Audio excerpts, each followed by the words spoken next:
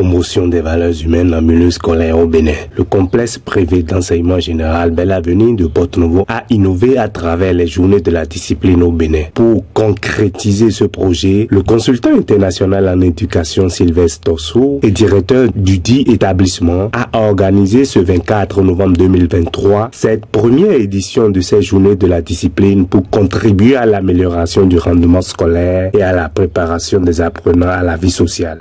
Oui, la motivation principale est que aujourd'hui l'école doit viser la formation de l'homme, la formation de l'être total de l'homme.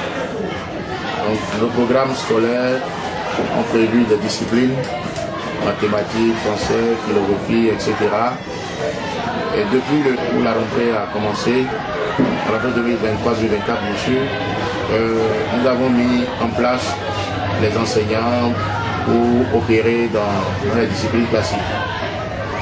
Mais en réfléchissant, on se dit la formation de l'homme, l'éducation globale de l'homme ne s'arrête pas à ces disciplines-là. C'est pourquoi dans le planning de nos activités, on a prévu 2 jours dans l'année scolaire qu'on appelle des journées de discipline, des journées de réflexion. Et pour cette première journée du 24 novembre 2023, nous avons choisi de réfléchir un peu sur 3 thèmes pour lesquels on a invité des spécialistes. Le premier thème qui venait de passer ce matin a porté sur la discipline en milieu scolaire et les avantages et les défis à relever. Pour Mathias Adinanon, coach formateur chargé des questions de l'éducation et de l'insertion des jeunes et surveillant général du CGD Campéry de Porto-Novo, la discipline est gage de toute réussite, aussi bien à l'école que dans la vie active. La discipline est maître de la réussite de l'apprenant en classe, à l'école et dans sa vie active. Donc il faut connaître ce qui est interdit, il faut connaître ce qu'il faut faire pour pouvoir atteindre les objectifs de l'école et ensuite les objectifs de la vie. Et on a donné l'exemple de quelqu'un qui est habitué à sortir régulièrement des cours et à d'autres fins. Il ne peut pas voyager de Cotonou vers Boycon sans être gêné. Il faut se discipliner d'abord soi-même et il faut respecter les principes de la vie. Il faut respecter le règlement intérieur de l'école et on est très heureux. On est aimé par l'administration, les membres de l'administration.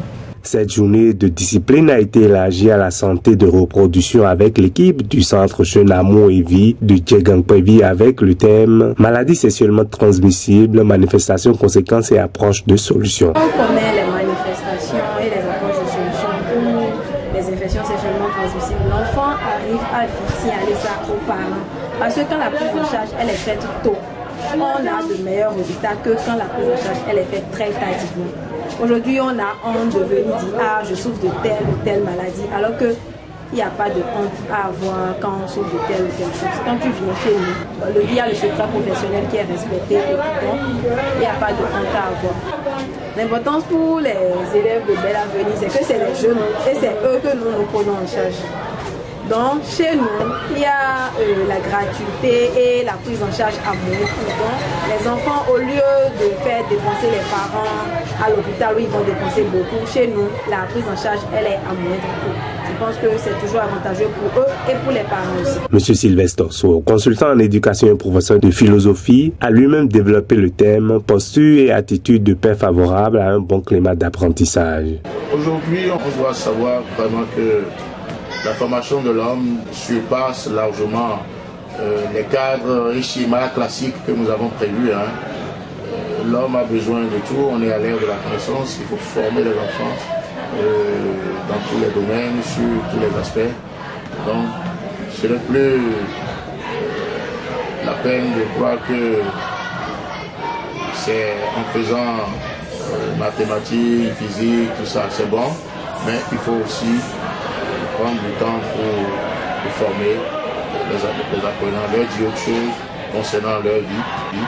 Par exemple, en parlant de la discipline, ce matin, l'animateur a abordé ce thème dans son aspect le plus concret possible. Les enfants ont du mal à respecter le règlement intérieur.